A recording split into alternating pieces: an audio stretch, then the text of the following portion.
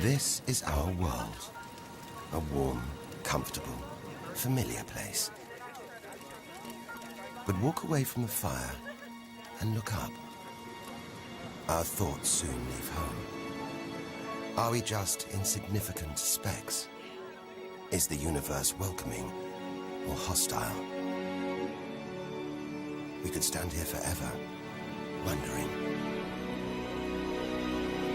Or we could turn our back on this beach, leave home,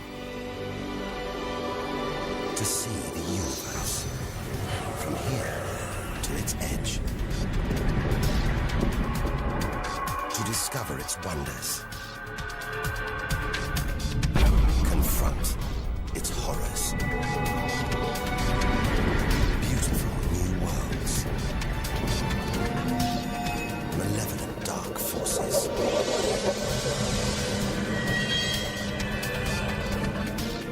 The beginning of time, the end of the world. Would we have the courage to see it through? Or would we run for home? There's only one way to find out.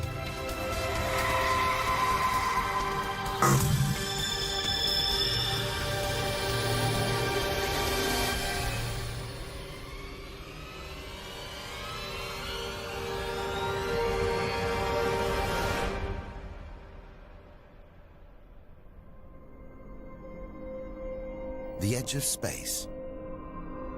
Only 100 kilometers up. Just an hour's drive from home.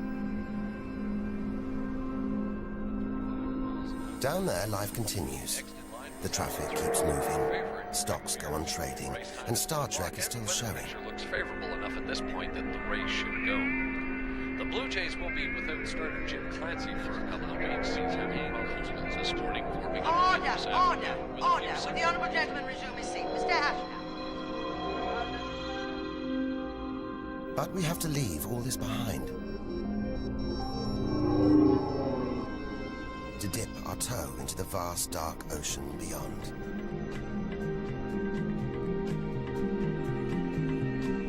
Into the shallows. Not too far from home. Onto the moon.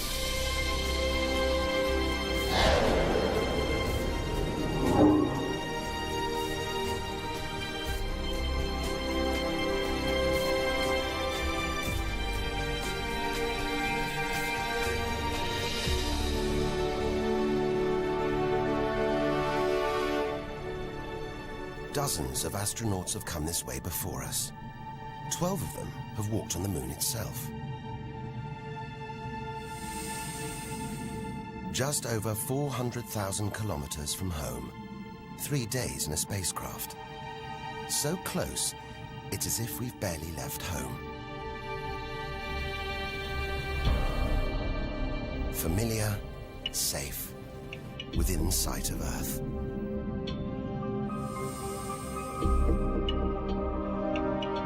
It looks like a deserted battlefield, bombarded by millions of meteoroids and asteroids. But it's quieter now. It's obvious there have been no major collisions for millions of years.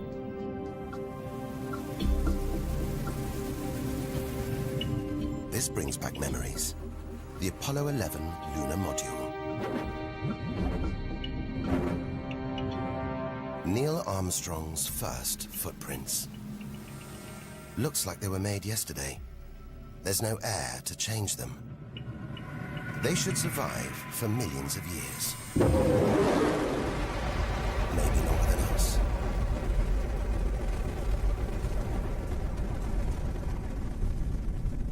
Our time is limited.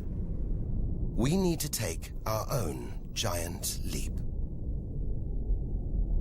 Further than any human has ever traveled.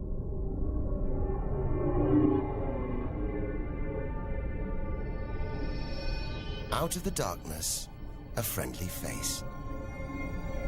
The goddess of love. Venus. The morning star. The evening star. Sometimes she welcomes the new day in the east. Others, she says goodnight in the west. The planet's spectacular yellow clouds reflect the sunlight. That's why this is the solar system's brightest planet. A sister to our planet. She's about the same size and gravity as Earth. We should be safe here. But the Venus Express space probe is telling us these dazzling clouds are made of deadly sulfuric acid. That the planet's atmosphere is choked with carbon dioxide. It's ringing alarm bells.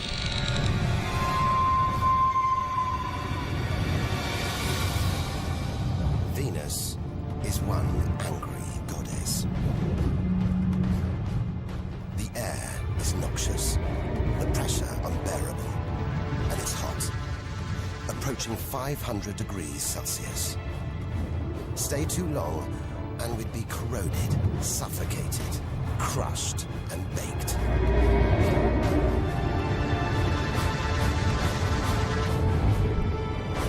Nothing could survive here. Like this. It's a Soviet Venera robotic probe.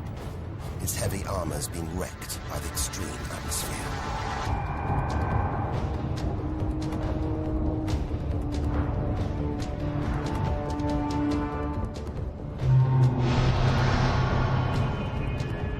So lovely from Earth, up close, this goddess is hideous.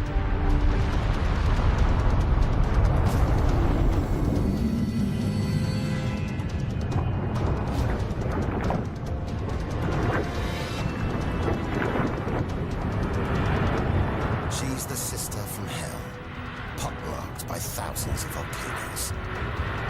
All that carbon dioxide in its atmosphere is trapping the sun's heat. This is global warming gone wild. Before it took hold, maybe Venus was calm, more like her sister planet Earth. If that's true, this could be our planet's future.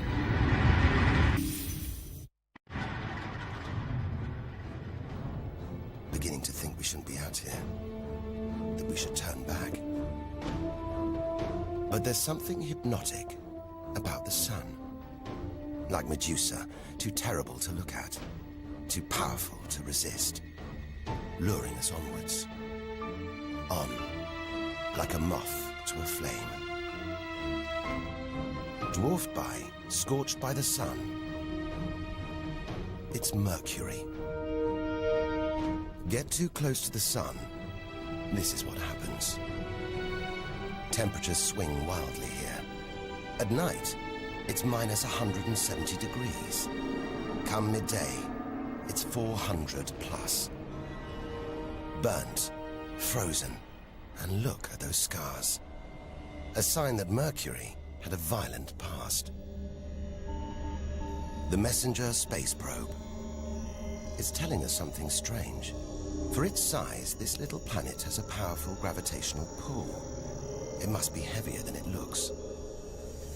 It's like a huge ball of iron, covered with a thin veneer of rock.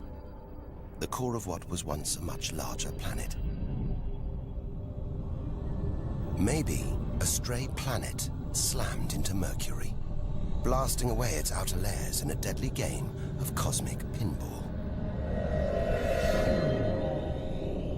Whole planets on the loose, destroying anything in their path, even entire planets.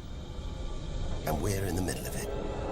Vulnerable, exposed, small. Everything is telling us to turn back. But who could defy this? The sun, in all its mesmerizing splendor. Our light, our lives. Everything we do is controlled by the sun. Depends on it. And more than that, it's the Greek god Helios driving his chariot across the sky. The Egyptian god Ra, reborn every day. The summer solstice sun rising at Stonehenge. For millions of years, this was as close as it got to staring into the face of God. 150 million kilometers from home, a 20-year journey by plane. Switch it off, and it's so far away, we wouldn't know about it for a whole 8 minutes. It's so big, you could fit 1 million Earths inside it. So heavy, its gravity controls the entire solar system.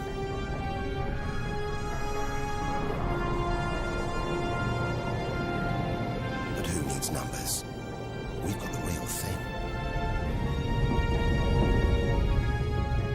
We see it every day, a familiar face in our sky. Up close, it's unrecognizable. A turbulent sea of incandescent gas. The thermometer rises to over 5,000 degrees. Down in the core, it's got to be tens of millions of degrees.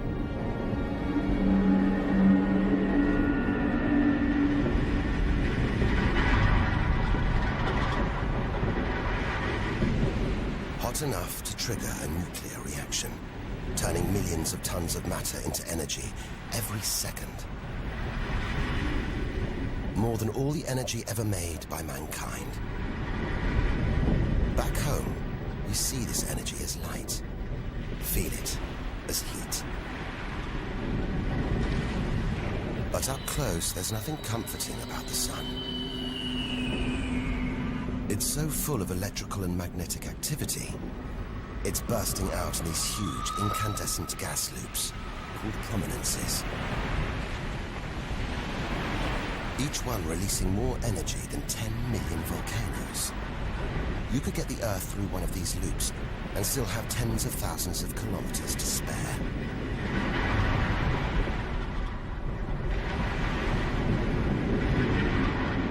And where they burst through, it's exposing the cooler layers below, making sunspots. They're a fraction cooler than their surroundings. It's why they look black, but they're still hotter than anything on Earth. And they're massive, too. Some of these are at least 50,000 kilometers across. A solar flare. A superheated stream of electrified gas blasting deadly radiation out into space. But one day, all this will stop. The sun's fuel will be spent.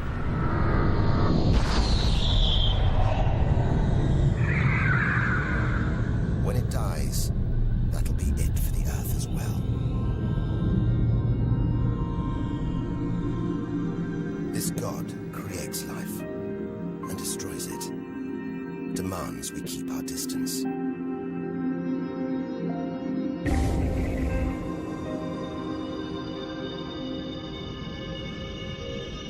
This comet has strayed too close. It's being boiled away by the sun's heat, creating a tail that stretches for millions of kilometers.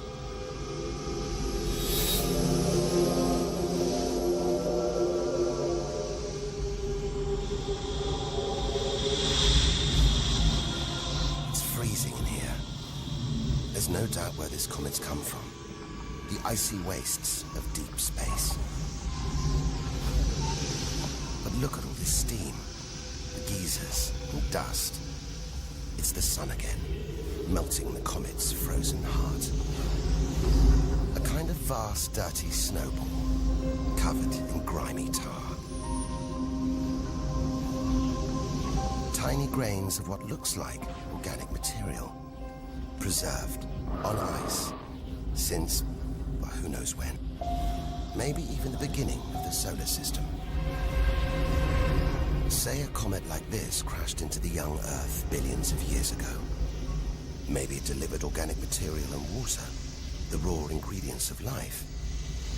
It may have even sown the seeds of life on Earth that evolved into you and me.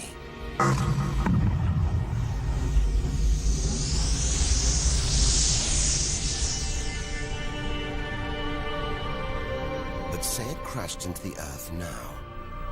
Think of the dinosaurs, wiped out by a comet or asteroid strike. It's only a question of time. Eventually, one day, unless we can find a way to protect ourselves, we'll go the way of the dinosaurs. The Earth is safe. For now. But if life on Earth was obliterated, we'd be stuck out here, homeless, adrift in a hostile universe. We'd need to find another home. Among the millions, billions of planets, there must be one that's not too hot, not too cold, with air, sunlight, water, where, like Goldilocks, we could comfortably live.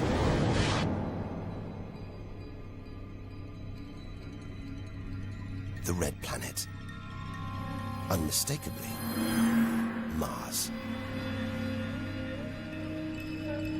For centuries, we've looked to Mars for company, for signs of life.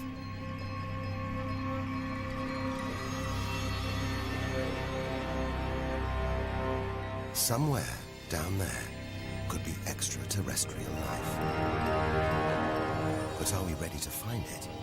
Ready to rewrite the history books, to tear up the science books, to turn our world upside down? What happens next could change everything.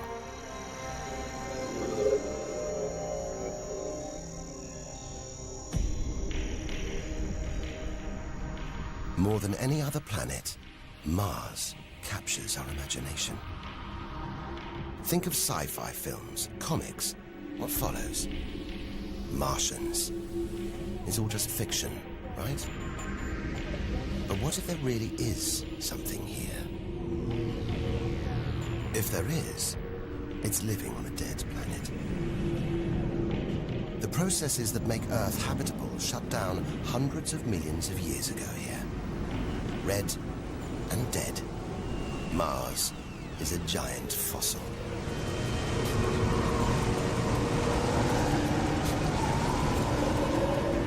Something's alive. A dust devil. A big one. Bigger than the biggest tornadoes back on Earth. There's wind here. And where there's wind, there's air. Air that could sustain extraterrestrial life. But it's too thin for us to breathe. Full of choking carbon dioxide. There's nothing to protect Mars from the sun's ultraviolet rays. And it's cold. As low as -80 degrees. Freezing water in the ground, at the poles, and even in the atmosphere. As snow.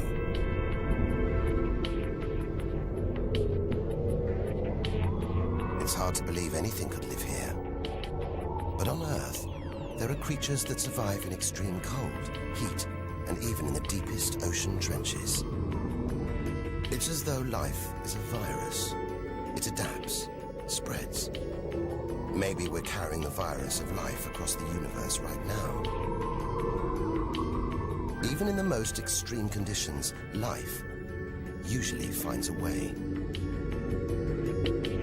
But on a dead planet, with no geological activity to replenish the minerals and nutrients in its soil, no heat to melt its frozen water, and all this dust, it's hard to see where we're going.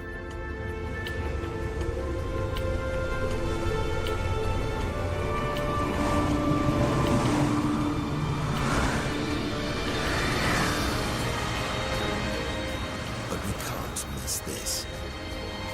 Olympus Mons, a vast, ancient volcano. 3 times higher than Everest. So wide, it would stretch almost all the way across Spain. Since its discovery in the 1970s, it's been declared extinct.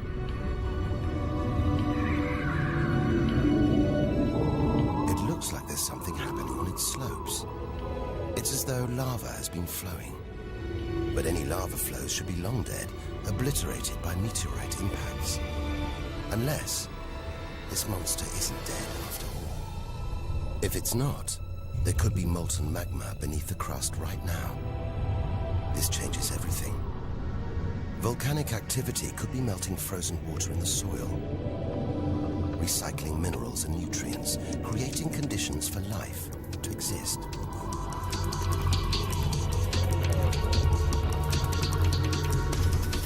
This makes the Grand Canyon look like a crack in the pavement. It goes on and on. So far, it would stretch all the way across North America. But look, signs of activity, erosion, and what looks like dried up riverbeds on the canyon floor.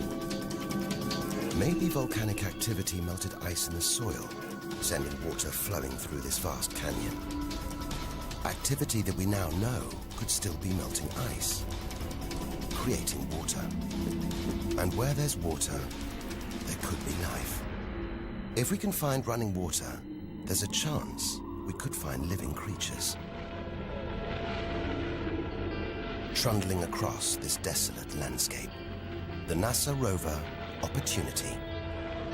It's finding evidence that these barren plains were once ancient lakes or oceans that could have harbored life.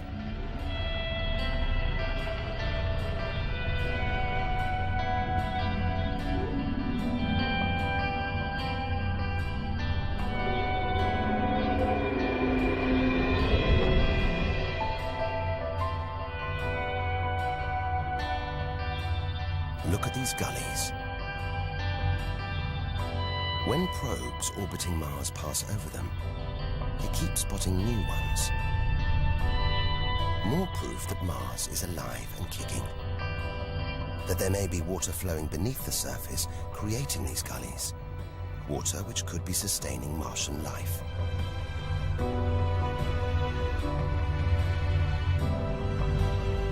Now all we have to do is find it. Unless we've already found it. Not on Mars, but on Earth. There's one theory that has life starting here before moving to Earth. The idea is that an asteroid impact blasted fragments of Mars, complete with tiny microbes, out into space and onto the young Earth, where they sowed the seeds of life itself. No wonder we find Mars fascinating. It could be our ancestral home. If it's true, it means we're all Martians. The Mars we thought we knew is gone, replaced by this new, active, changing planet. And if we don't know Mars, possibly the solar system's most studied planet, what else don't we know? There must be other secrets out there, waiting to be discovered.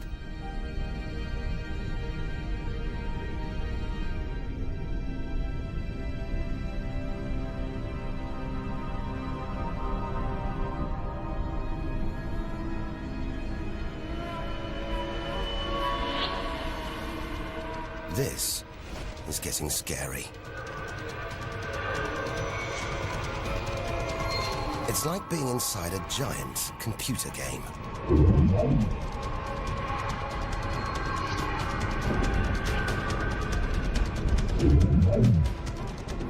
But these are all too real. Asteroids, some of them hundreds of kilometers wide.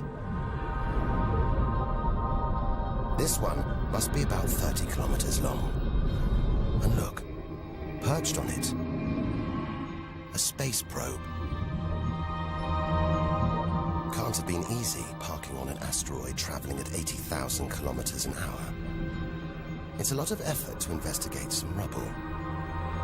Rubble that regularly collides, breaking up and raining down on Earth as meteorites.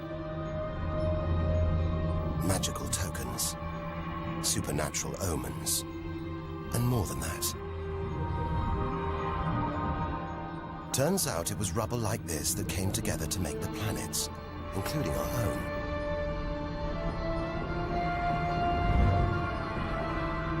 So by dating the meteorites we find on Earth, we know the planets were born 4.5 billion years ago. These are the birth certificates of our solar system, of our planet. But for some reason, these rocks didn't form into a planet. Something must have stopped them. Something powerful.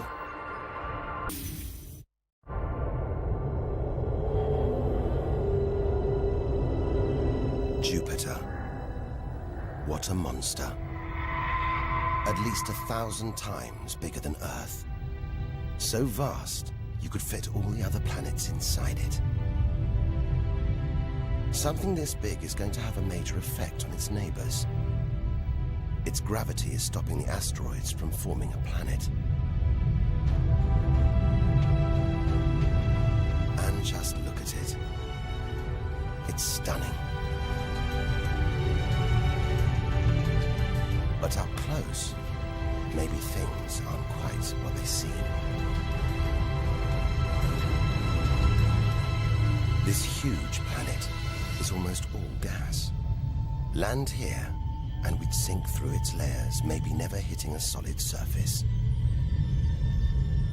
And Jupiter's good looks, the product of extreme violence. It's spinning at a huge rate, whipping up winds to hundreds of kilometers an hour, contorting the clouds into stripes, eddies, whirlpools. And this, the legendary Great Red Spot. The biggest, most violent storm in the solar system. At least 3 times the size of Earth. It's been raging for over 300 years. All those churning clouds have sparked an electrical storm. Just one bolt is 10,000 times more intense than any at home.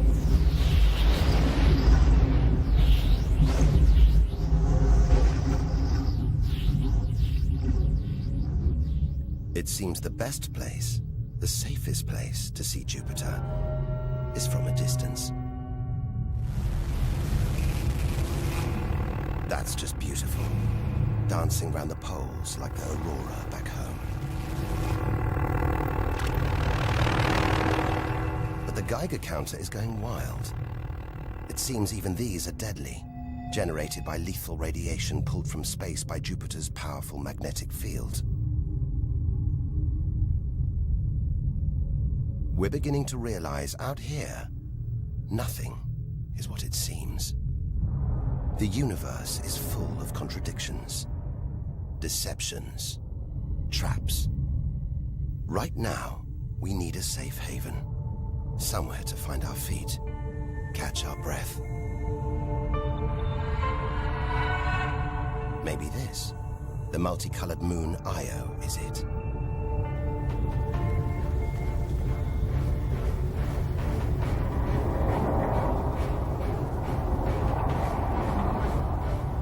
Those pretty colors, a molten rock, sulfur, volcanoes, spewing burning hot ash and sulfur hundreds of kilometers into the air. This is no safe haven. This is the most volatile place we've seen since the sun. Our magical journey to the edge of the universe is turning into a desperate flight.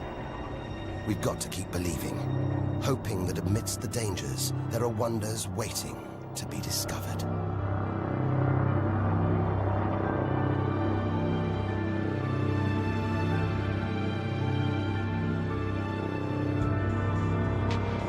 $650 million kilometers from home. What a weird-looking place. And yet it looks strangely familiar.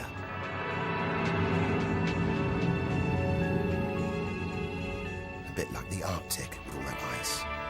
All those ridges and cracks.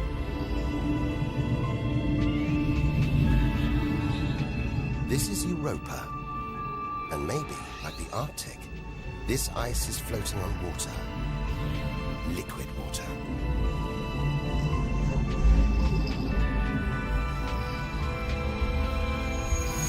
It's an intriguing thought.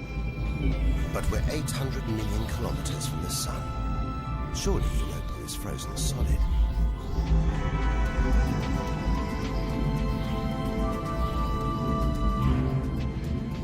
Unless Jupiter's gravity is creating friction deep inside, stopping Europa from freezing solid, allowing life to develop in the waters beneath its frozen crust. We might be meters away from aliens. From a whole ecosystem of microbes, crustaceans, maybe even squid. The only thing between us and the possibility of alien life, this layer of ice. But until we send a spacecraft to drill through the ice, Europa will remain one of the solar system's greatest mysteries.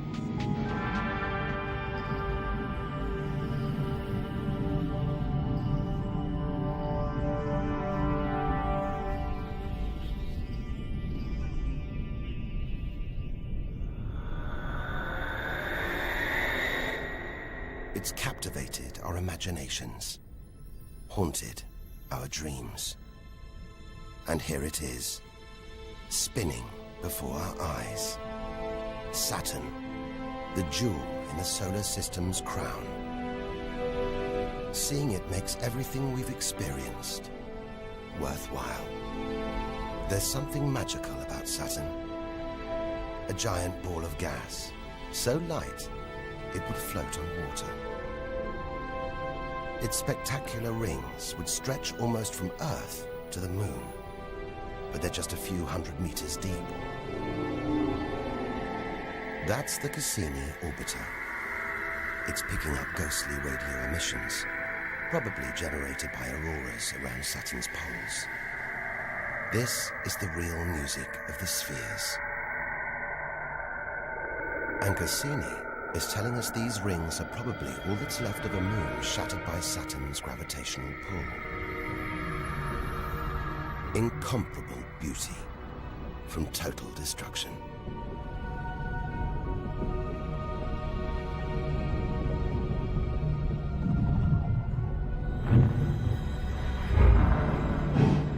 Billions of shards of ice, some as small as ice cubes, others the size of houses. They collide, break apart, reassemble. It's like a snapshot of our early solar system, as dust and gas orbited the newly born sun, and gravity worked its magic, pulling the lumps together until from debris like this, our home emerged.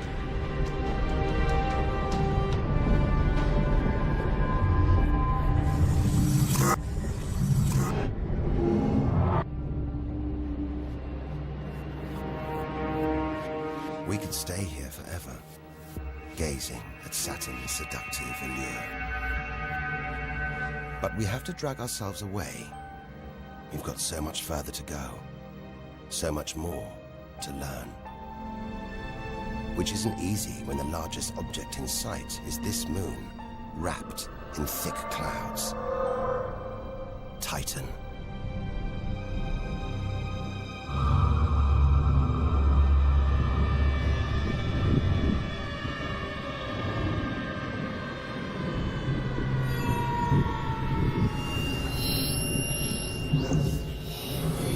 It seems like there's an atmosphere down here. There's wind, rain, even seasons. And look at these rivers, lakes and oceans. It's the most similar place to Earth we've seen so far. Maybe it was worth tearing ourselves away from Saturn after all. Except that's not water. That's liquid natural gas. There must be hundreds of times more natural gas here than all the Earth's oil and gas reserves. If we could get it home, it could power our cities, fuel our cars for thousands of years. Or maybe, one day, we could use it here to fuel a colony. Assuming there isn't life on Titan already. The Huygens space probe, dropped onto Titan's surface from Cassini, is here to find out. It's telling us there are organic materials in the soil, but it's so cold, minus 180 degrees. There's no way these can come together to form life. Unless Titan warms up. The sun is predicted to get hotter. When it does, Maybe life will spring up here, just like it did on Earth billions of years ago. As the Earth gets too hot for us, maybe we'll move to Titan. One day we might call this distant place home.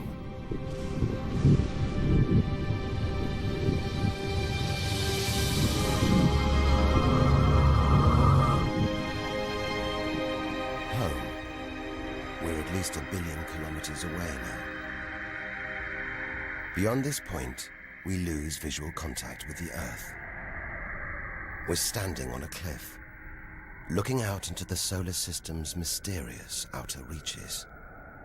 If we want to understand the universe, to reach its edge, we have to jump.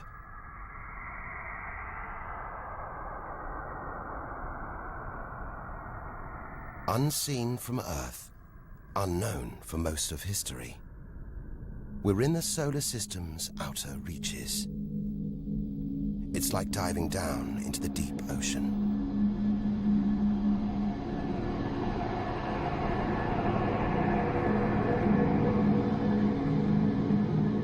Those rings, it looks like Uranus has been tilted off its axis, toppled over by a stray planet.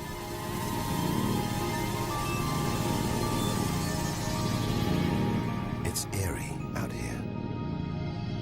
Already beginning to feel small, lonely. Maybe this is how we'll feel, what we'll find at the edge of the universe. But we've barely left the shore.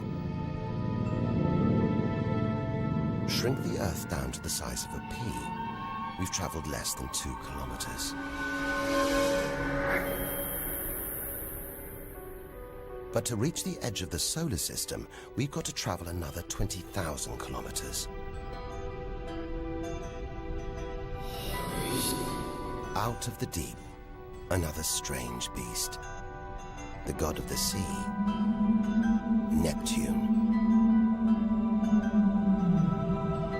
This giant is swathed in methane gas. And look, a storm the size of Earth, whipped up by savage 1,500-kilometer-an-hour winds. Back home, it's the sun that drives the wind, but Neptune's too far away. Something else must be creating these ferocious winds, but nobody knows what. Our solar system is huge. It's alarming how little we really know about it.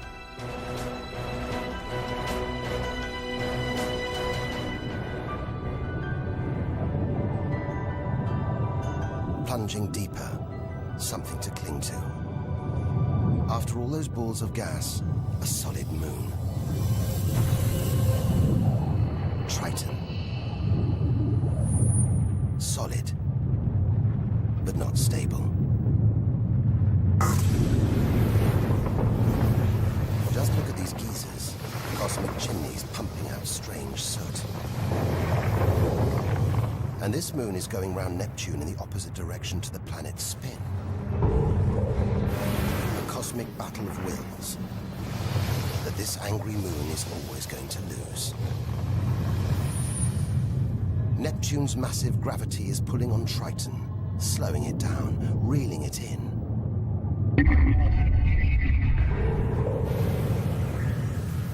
One day, it'll be ripped apart by Neptune. And that's it. No more moons, no more planets to see in our solar system. It's getting colder. We're getting further from the sun, slipping from the grip of its gravitational tentacles. But look at all this. It's not a void. It's teeming with frozen rocks, icy spheres, like Pluto. Until recently, it seemed Pluto was alone. Beyond it, nothing. We were wrong. More frozen worlds. Discoveries so new, nobody can agree what to call them. Plutinos, ice dwarfs, cubanos. Whatever the name, the implications are the same. Our solar system isn't the neat model we thought it was. Over 13 billion kilometers from home, the most distant thing ever seen to orbit the Sun, another small, icy world called Sedna, discovered in 2003. Its orbit takes 10,000 years and sends it 130 billion kilometers from the Sun. Hang on. There's something else out here. 16 billion kilometers from home, the space probe Voyager 1. If it wasn't for this bundle of aluminium and antennae, we'd have no images of the giant planets, no clue about their strange moons. It's traveling 20 times faster than a bullet, sending messages home.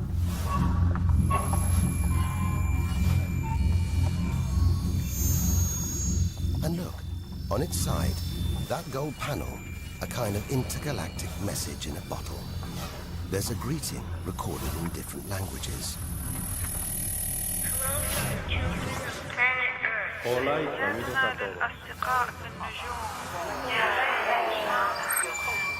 And a map showing how to find our solar system. But if you're in the jungle, is it wise to call out? Anyone, anything could hear our call, find out where we live, and come knocking. Friendly or not. A cloud of cosmic icebergs stretching for what seems like forever. They look like the comet we saw earlier. Maybe it started life out here, until something dislodged it, sending it towards the Sun, just like the comets that may have planted life on Earth billions of years ago. And seeing all this ice, maybe they carried water to Earth too. It's an astonishing thought. The water in the oceans, in your coffee, even in your body, all from this distant celestial ice machine.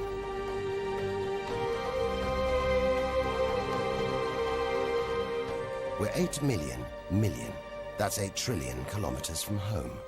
But in reality, this is only a baby step.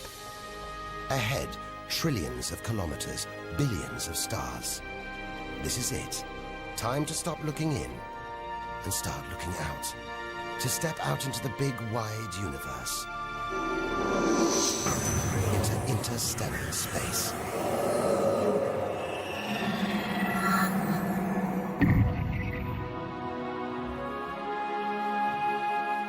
Interstellar space. Far beyond our solar system. What a view. Billions of stars like our own sun, many with planets, many of those with moons.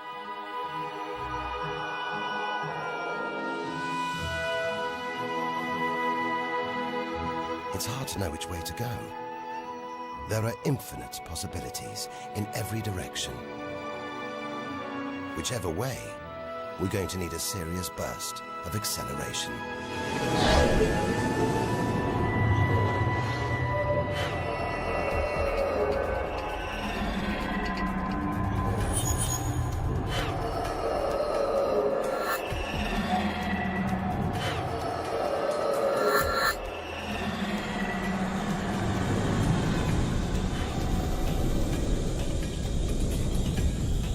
Trillion kilometers from home.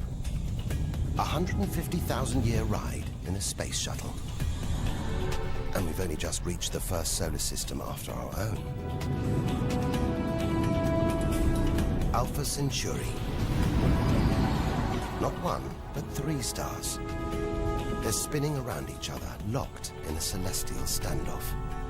Each star's gravity attracting the other, their insane orbital speed keeping them apart.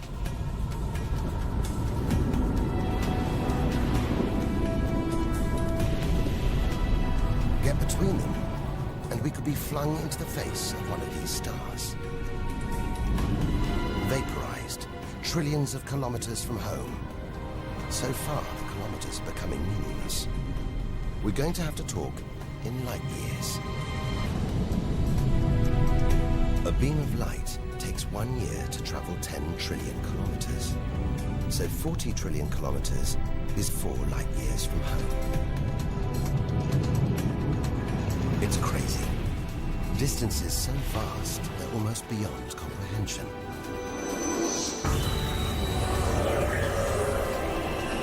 And exciting. Who knows what strange worlds lie ahead? What we'll discover when, if we reach the edge of the universe.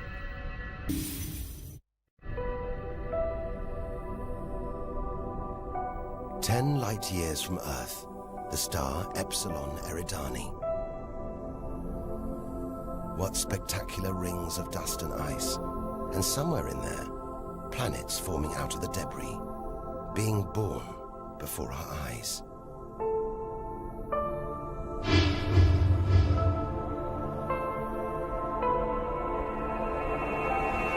Asteroids and comets everywhere.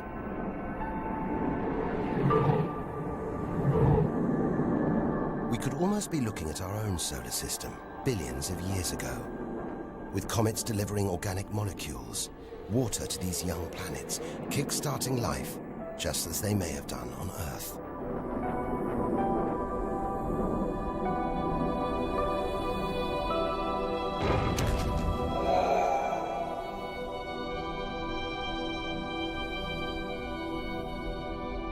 At the center of all this action, a star smaller than our sun. It's still in its infancy.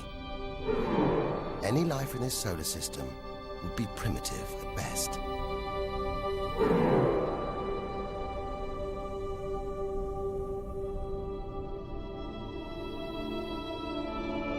There must be more mature, developed solar systems out here. But finding them is like looking for a needle in a cosmic haystack.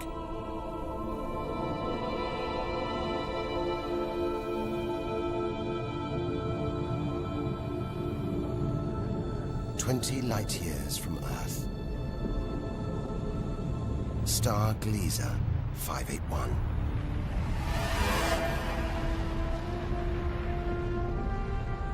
It's about the same age as our sun.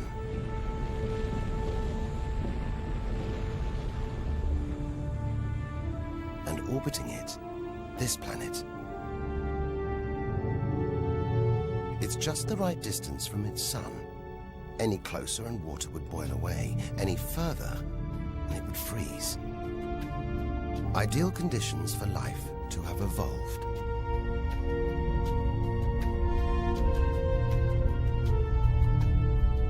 And if comets have struck, delivering water and organic materials, then life, complex beings like us, even civilizations like our own, could be down there, right now. And if there are, even at this distance, they could be tuning into our TV signals, watching shows from 20 years ago. And here's your host, Joe Duckman. But until future generations can find a way of communicating over these vast distances, all we can do is speculate. Us and them, living parallel lives, unaware of each other's existence. Unless life has been and gone.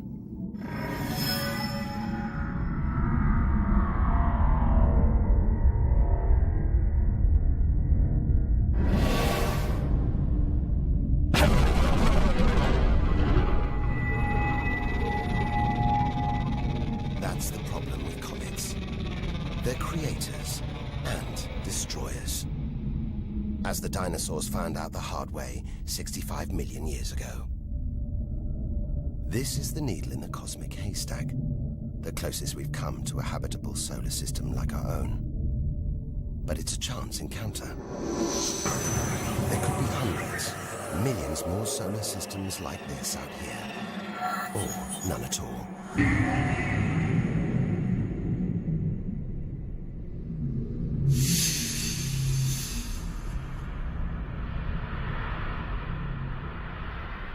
This is vast. And look, It's the planet Bellerophon.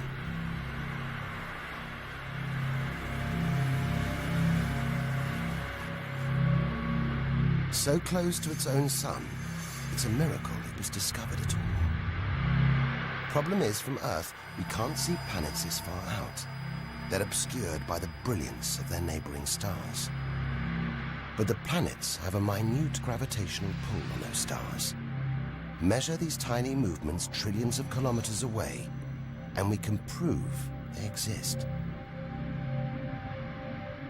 That's how we tracked down Bellerophon in the 1990s, opening the floodgates to the discovery of hundreds of other distant planets. 65 light years from Earth. Tune in on this bright star, and you'd pick up TV signals from Hitler's Berlin Olympics.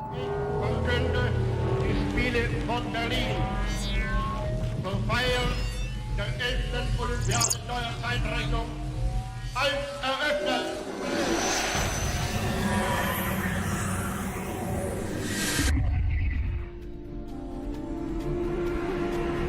Twin stars. It's Algol, the demon star, feared since ancient times on account of its sinister behavior.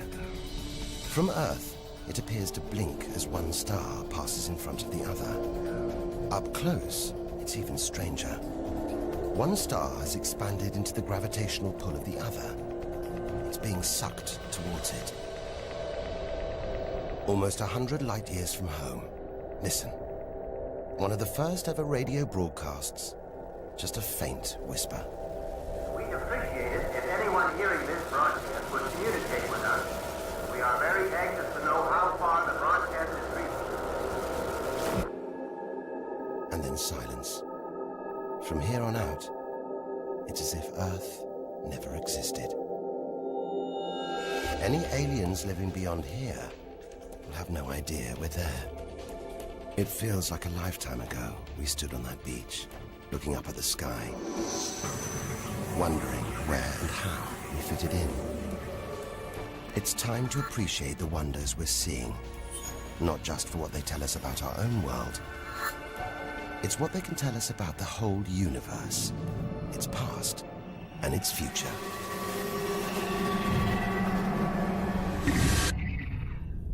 Deep inside our galaxy, the Milky Way, a vast celestial library, each star a book with a story to tell. It's all here, waiting for us to lift the cover. The seven sisters, daughters of the ancient Greek god Atlas, transformed into stars to comfort their father as he held the heavens on his shoulders.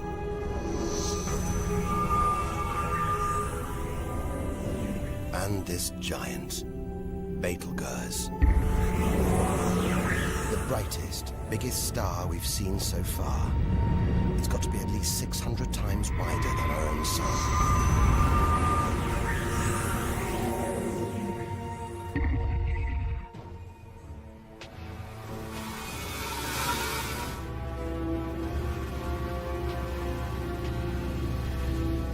But this, it's not a star.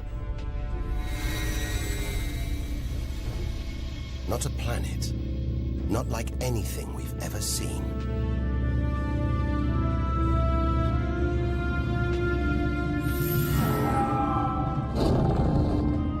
A ghostly spectre, more than 1,300 light years from Earth. Orion's dark cloud. Dust and gas, so dense it's shrouding us, shutting us off from the universe outside. There, deep inside, a ball of light, pulling the dust and gas towards it, heating up, merging into a ball of burning, hot gas. Like a star, like our sun, in miniature. It's millions of degrees inside it. So hot, it's beginning to trigger nuclear reactions, the kind that keep our sun shining. Making energy, radiation, light. A star is being born.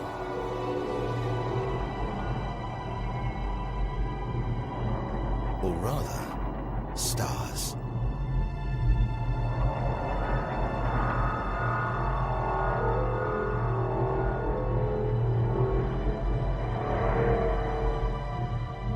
Orion's dark cloud is a vast star factory.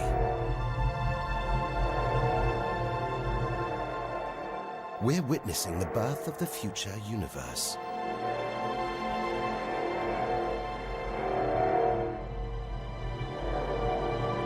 We've come to expect hostile horrors, but we're discovering one of the universe's greatest creative wonders: star birth.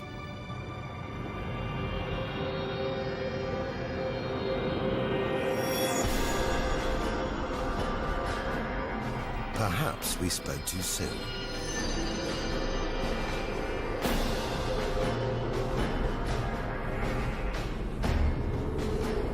Jets of gas, exploding outwards at 200,000 kilometers an hour,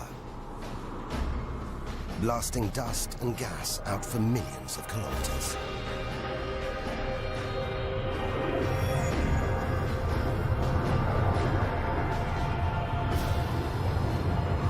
It's unbelievably violent, but look at the results.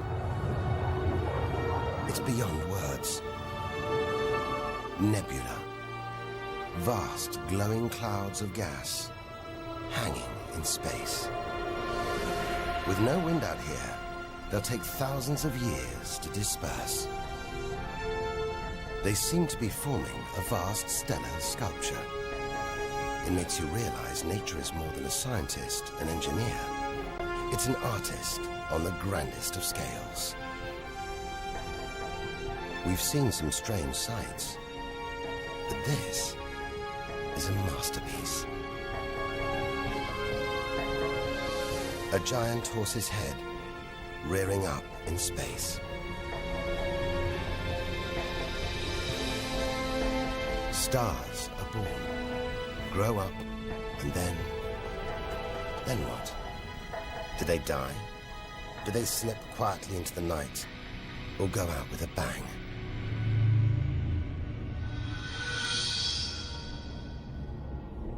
Somewhere between here and the edge of the universe lies the answer. Nearly 4,000 light-years further, luminous clouds suspended in space, encircling what was once a star like our own sun. All that's left of it are these brightly colored gases. Elements formed by nuclear fusion deep inside the star, released into space on its death.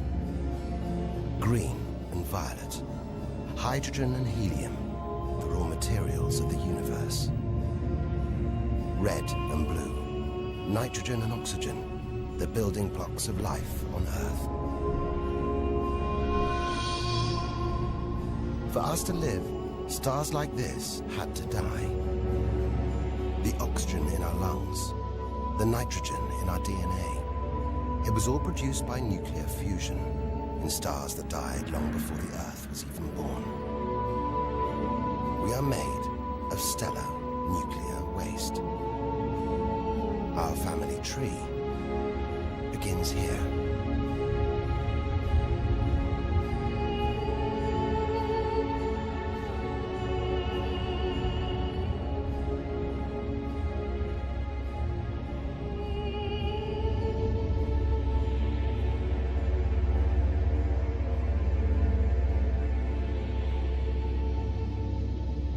At its heart, the ghost of a star.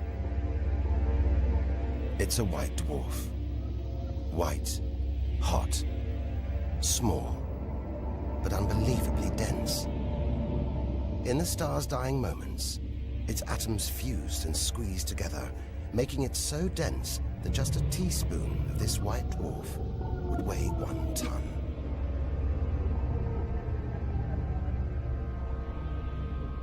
It's a chilling premonition of our sun's fate. 6 billion years from now, it'll become a white dwarf. Its death will herald the end of life on Earth. It makes you wonder how many other worlds have been and gone.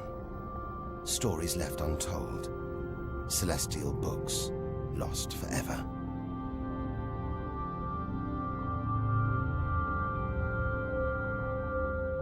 But the greatest story of them all is still to be told. We must go back through time to the very first chapter to tell the story of how the universe began.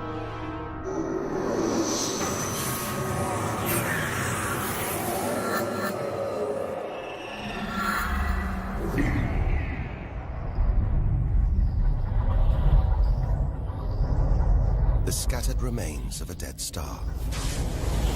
A nebula, the Crab Nebula. We're 6,000 light years from home, deep inside a stellar graveyard. We've learned so much, seen things we'd never have believed possible. Now, sights like this, wonders once beyond imagination, we take in our stride. We're ready.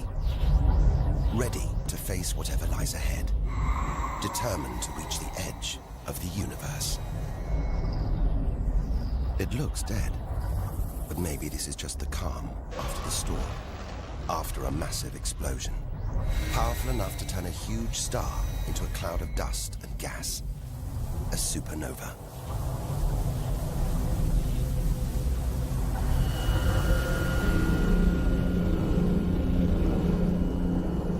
The storm, a spinning, pulsating star, a pulsar.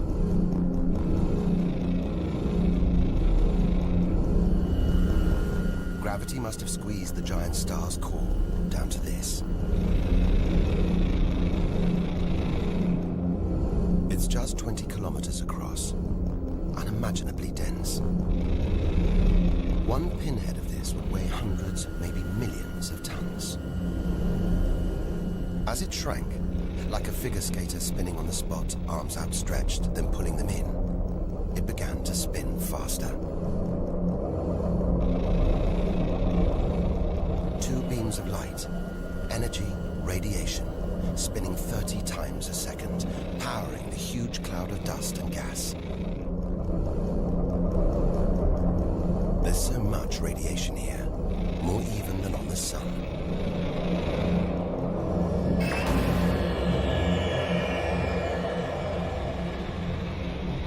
That was easily the deadliest thing we've encountered so far.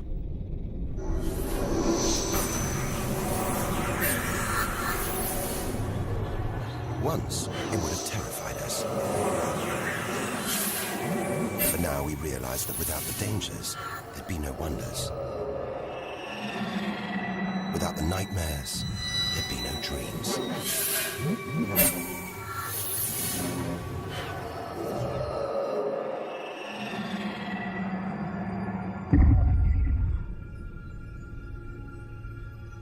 Getting a strange sensation. A feeling, as though there's something bad out here. A malevolent presence. The one thing we didn't want to encounter. Impossibly black, blotting out the stars behind it. We are staring into the face of extinction. The remains of a giant star. A black hole. Instead of contracting to a white dwarf or a pulsar, it just kept on going. Shrinking until it got so small it's just a few kilometers across. Far denser than a pulsar and impossible to resist.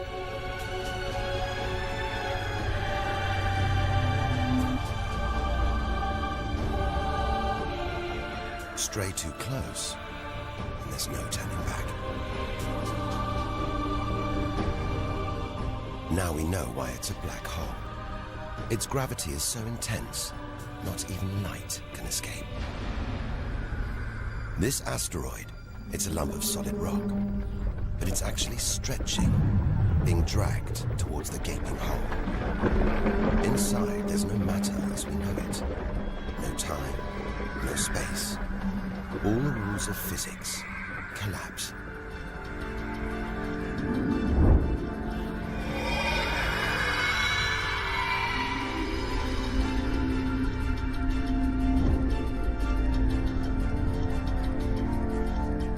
The asteroid is gone. Truth is, nobody really knows where. We're looking at the limit of human understanding. There could be millions of black holes creeping around our galaxy. More perhaps than all the stars in the sky. But we wouldn't see them until it was too late.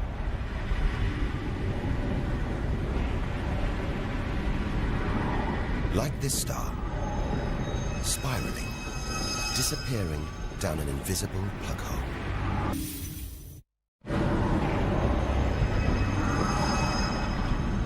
Who's to say we don't live inside a vast black hole? That the whole universe isn't inside one right now, inside another universe. Think about it for too long, and your mind reels. Sometimes it feels like the more we see, the less we know. But we do know our galaxy is more complex and more dangerous than we ever imagined. And we're still in our own galaxy, the Milky Way. The vastness of the universe beyond still lies ahead. The wonders, the dangers, the secrets, they're out there. But first, we've got to find a way out of the Milky Way.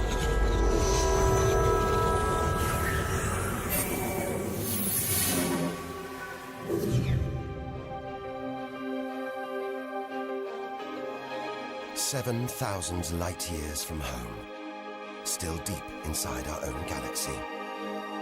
It's as though we're in a forest thick with trees, each so beautiful, so fascinating. It's impossible to look beyond, to see the bigger picture. We have to find a way through, reach the clearing at the galaxy's edge. Only then can we begin to understand where it and we all began. But faced with sights like this, it's hard to leave. A colossal glowing cloud topped by these great towers of dust. The pillars of creation. Like a gateway into the far galaxy. Both pillars studded with tiny protrusions. Embryonic star systems. Each one the size of our solar system. Another monument to nature's astonishing creativity. We have to ignore its captivating beauty, its siren song, tear ourselves away, in order to carry onwards towards the edge of the galaxy.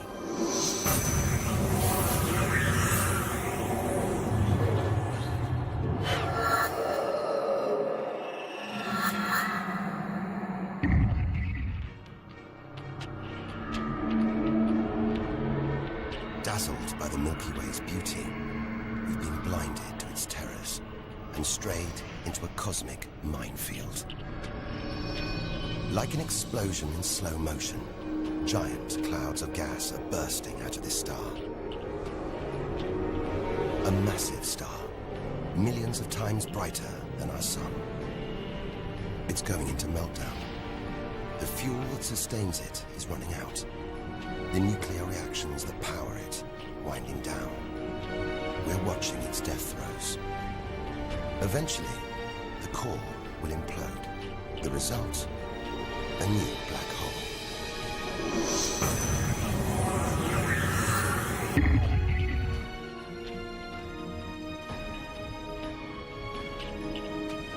An even bigger, dangerously unstable star.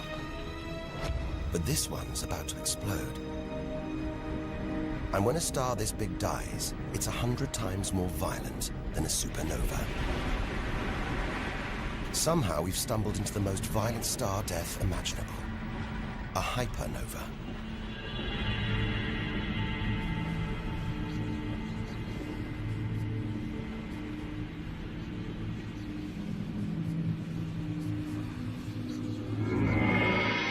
The core's collapsed. It's becoming a black hole.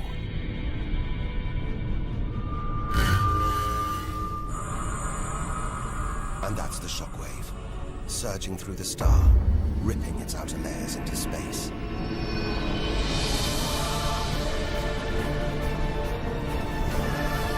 There's lethal radiation everywhere, enough to have a catastrophic effect on any planet unlucky enough to be nearby. When virtually every species on Earth was wiped out 450 million years ago, the culprit may have been one of these. Deadly hypernovas, frozen comets, scorched planets, white dwarfs, red giants, Earth.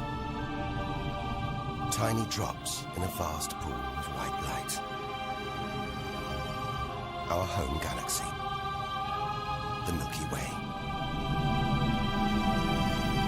We want to know where we fit in. Here's our answer.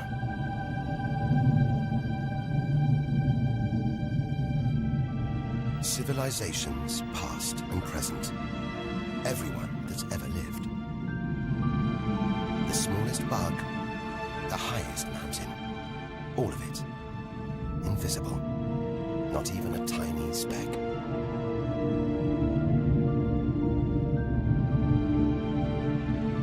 Our home is a minor planet of an insignificant star. If it disappeared right now, who or what would even notice? And yet, so far we found nowhere else we would rather live. Nowhere we could live. It's only now, far from home, that we're beginning to truly appreciate it.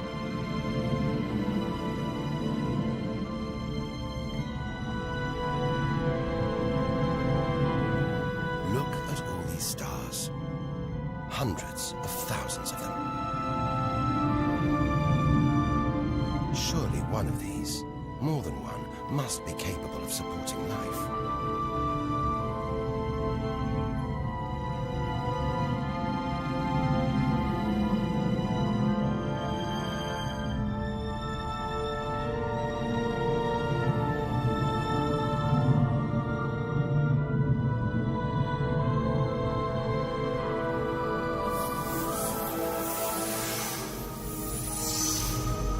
Maybe here, in this swarm of stars, the Great Cluster.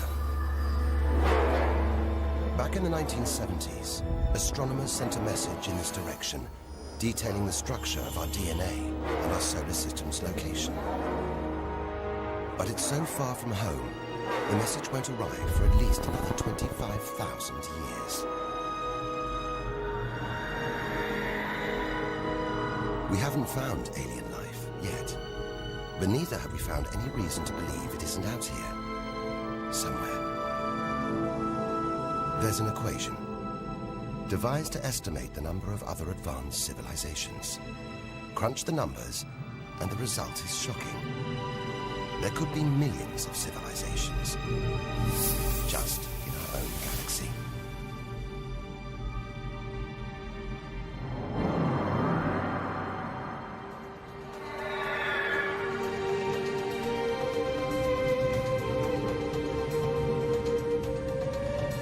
Everything we have seen so far is inside the Milky Way.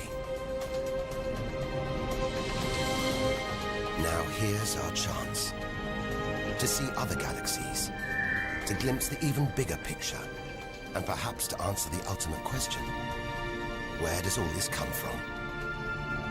We are now ready to leave our solar system, our galaxy, and enter intergalactic space.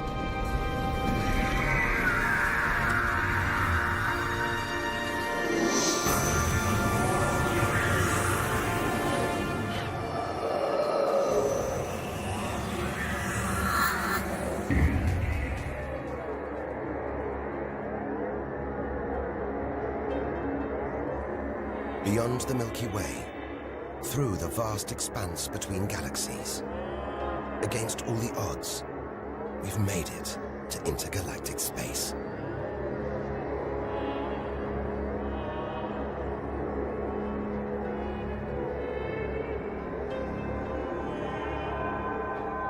Out here, there's no horizon in sight.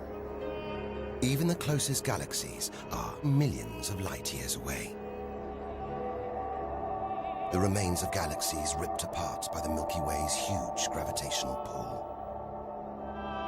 Scattered through, nothing.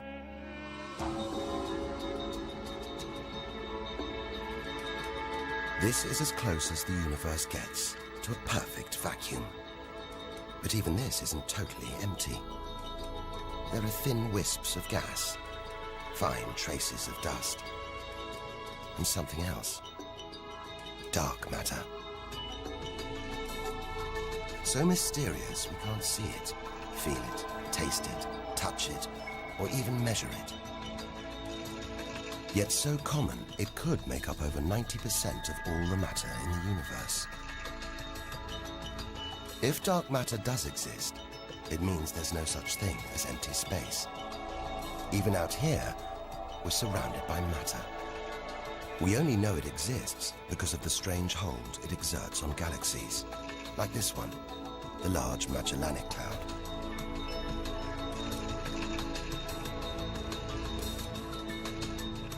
More than 6 billion years in today's fastest spacecraft, 160,000 light years from the Milky Way, at the edge of its gravitational reach. This galaxy should spin off into space, but something is holding it here. Something invisible, powerful, dark matter. Stars, clusters of stars, nebulae. It's a vast astronomical treasure house.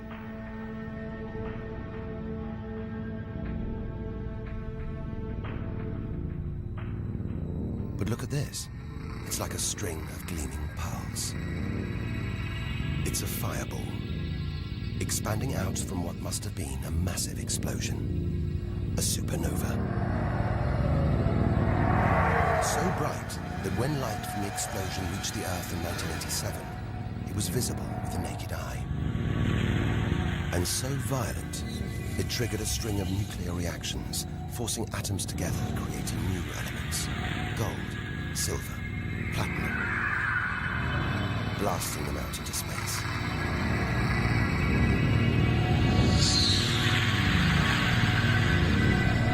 The gold in the ring on your finger was forged in a massive supernova like this, trillions of kilometers away, billions of years ago. Before we left home, the universe seemed separate. Something out there, up in the sky. We were wrong. The story of the universe is the story of every one of us.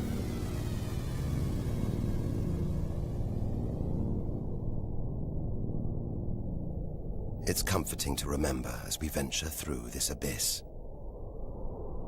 Further and further. Faster and faster.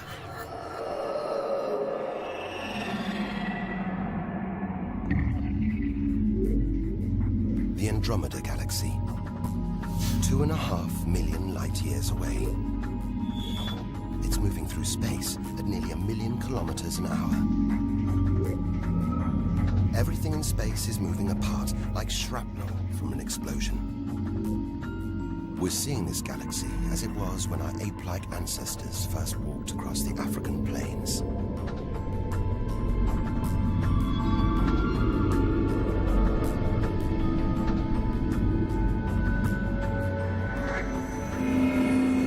We go further through space, and further back in time. This doesn't look right. A whole galaxy exploding. The only thing large enough to cause an explosion on this scale has to be another galaxy. It looks like the end of the world, but we've seen enough to know things are never that simple. This galaxy won't die. It'll be reborn. A new shape, perhaps even new stars. As dust and gas collide, creating friction, shockwaves, triggering the birth of stars.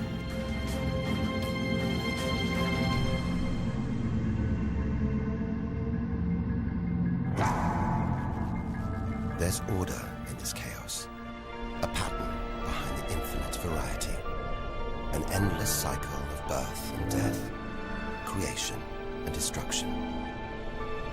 It's a pattern woven through the vast fabric of space that binds each of these galaxies.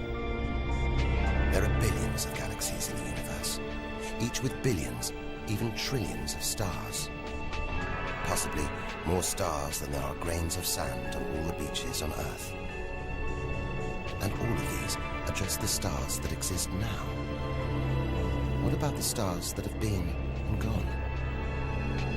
All the stars being born, yet to be born. We're finally beginning to see the big picture, and it's grander than we ever imagined. This galaxy, the huge Pinwheel Galaxy, is so far from Earth that if we send a message home now, it'll take 27 million years to get there. Who knows whether our species, our planet, will still be around to receive it? Most likely not.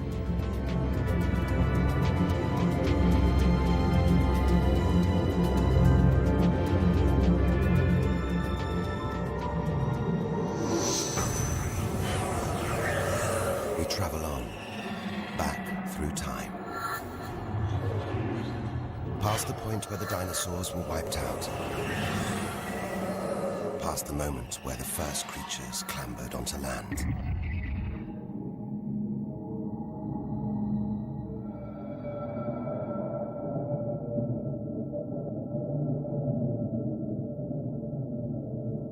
"2 billion light years from home, closing in on the edge of the universe, going back to the beginning of time." This isn't a galaxy. It's brighter than hundreds of galaxies put together. A blinding beam of energy bursting out for trillions of kilometers. Something this big, this bright, must be incredibly powerful. Experience tells us out here, power equals danger. It looks like a quasar, the deadliest thing in the universe. If it is, then our journey could be over, just as the end is almost in sight.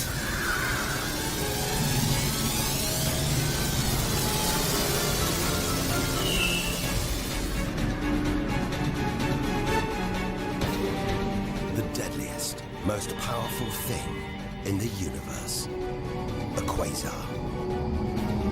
A swirling cauldron of super-hot gas, brighter than hundreds of galaxies.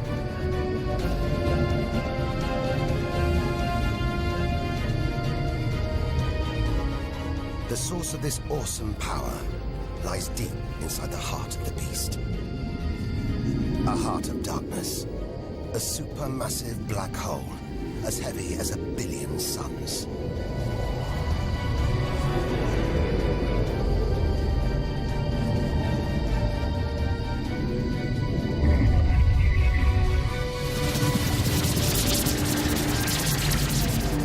Ripping apart whole stars, sucking their gases into the quasar, devouring them, until they're nothing, lost forever from the visible universe.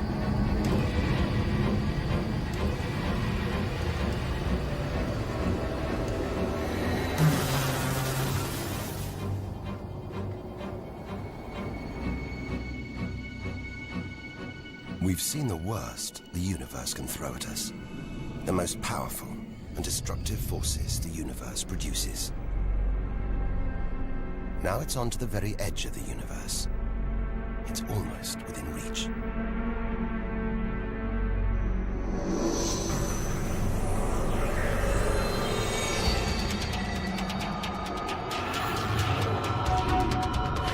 We'll need to go further, go faster if we're to cross the final reaches of the known universe.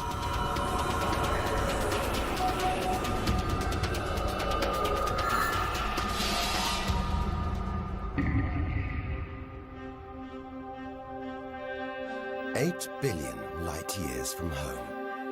More galaxies. But these look different. Ragged, small, close together. We're so far back in time, we're seeing these galaxies as they were before the Earth was even born. They're still young, still growing. We're getting closer to where and how it all began. 12 billion years ago.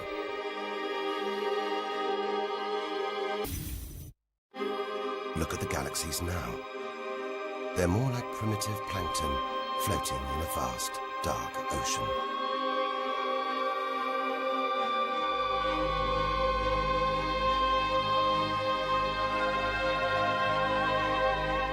It's magical. Clouds of dust and gas, dancing, forming a shape, merging to make embryonic galaxies. This is how our own galaxy was born.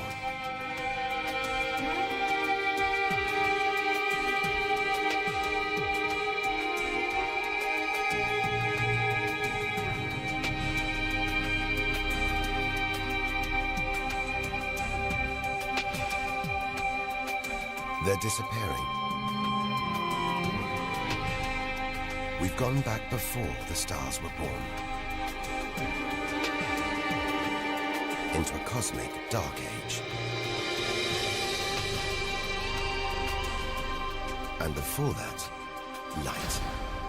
The afterglow from a massive explosion. The explosion which created the known universe.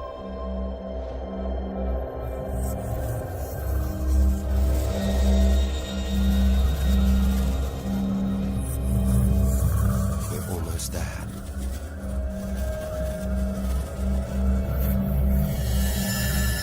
This is it. We've made it.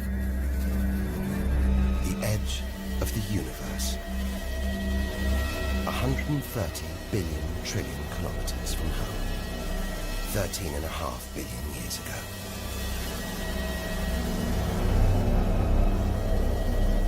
The very instant of the Big Bang. The most violent, most creative moment in history. Everything that's ever happened follows from this moment.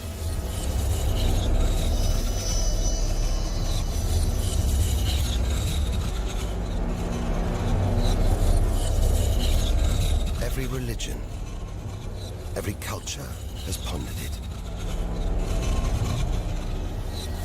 But we still don't know what sparked this act of creation, or why.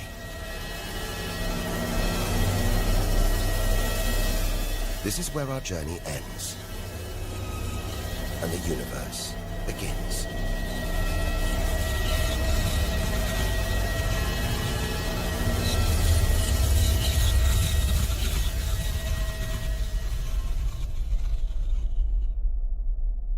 An infinitely hot, small, dense point erupts.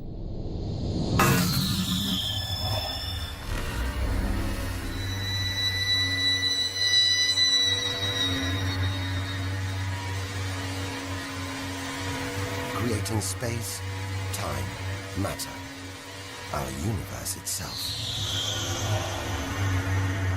First, it's the size of a subatomic particle. The tiniest fraction of a second later, it's big enough to hold in the palm of your hand. Moments later, it's the size of the Earth.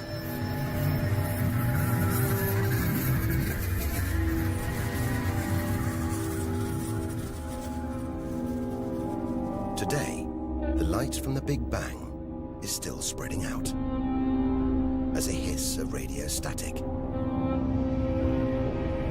Your TV aerial picks it up. You can see it as static on an untuned TV.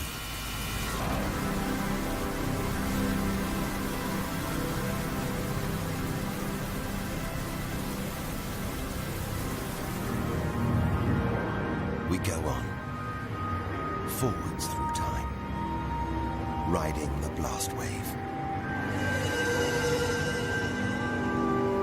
All the things we've seen on our journey are sparks flying out from the Big Bang. Galaxies, stars, planets, all just debris.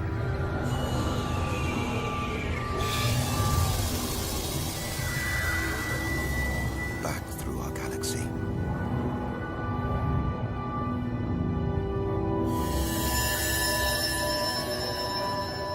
Our solar system. Until we reach another cooling cinder, swirling in the afterglow of the Big Bang. The Earth.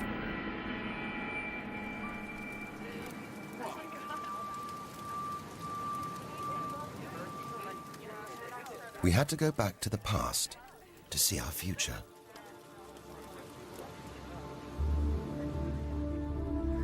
Three billion years from now, the vast Andromeda galaxy smashes into our own. A new galaxy is born. The sun and planets survive, but they've been thrown into a huge looping orbit around the new galaxy. The sun is becoming a red giant, swallowing up Mercury and Venus, scorching our planet's surface, destroying all life on Earth.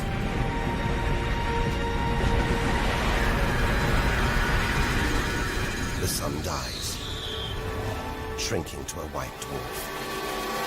Neighboring stars are dying too, being replaced by white dwarfs, pulsars, black holes. The lights are going down on the galaxy.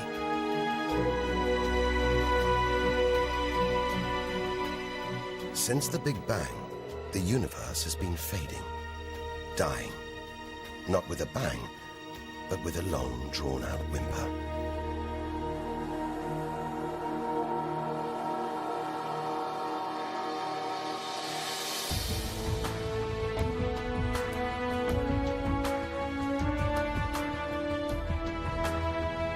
But there could be a way out, an escape route from our dying universe. It might be possible for our distant descendants to find a shortcut through space and time. A wormhole. If there are other universes, it could take our descendants from our doomed universe into a parallel one, where they could find another Earth, still in the prime of life. If they're lucky enough, they will live on in a new universe. A new home.